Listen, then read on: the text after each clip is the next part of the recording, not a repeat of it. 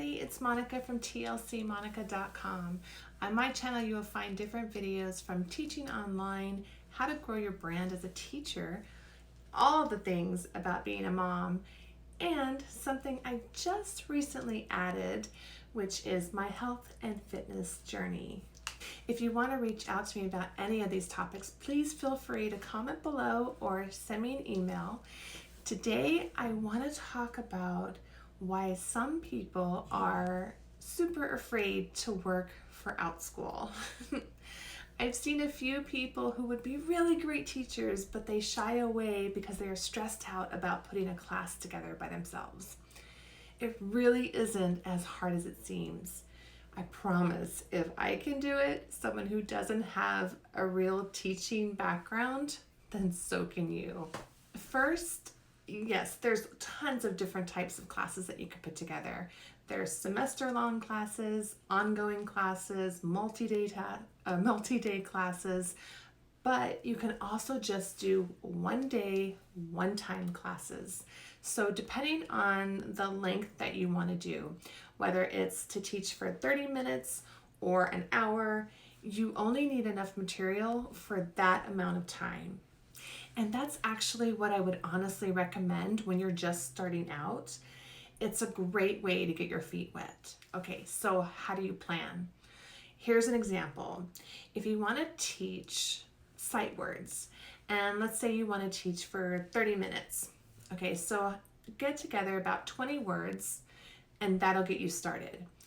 Then you can decide on how to present those words, either putting a slideshow together if you're a techie person, or you can just use flashcards or a whiteboard. Do whatever makes you feel comfortable.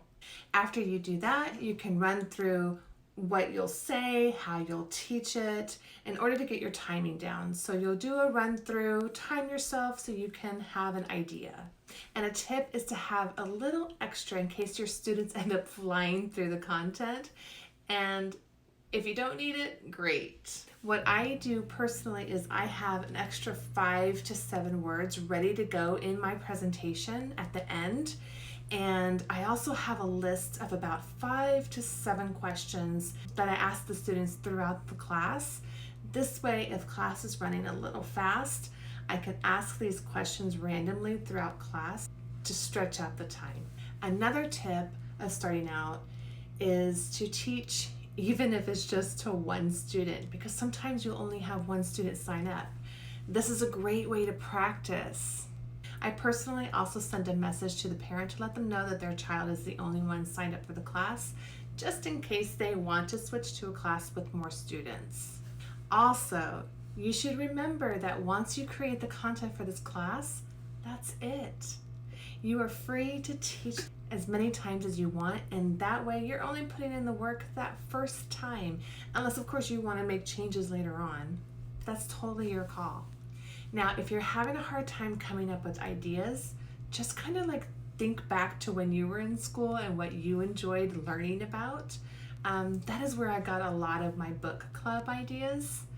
And also I looked back at what my daughter was learning last year in school, and I took some of that and turned it into a class.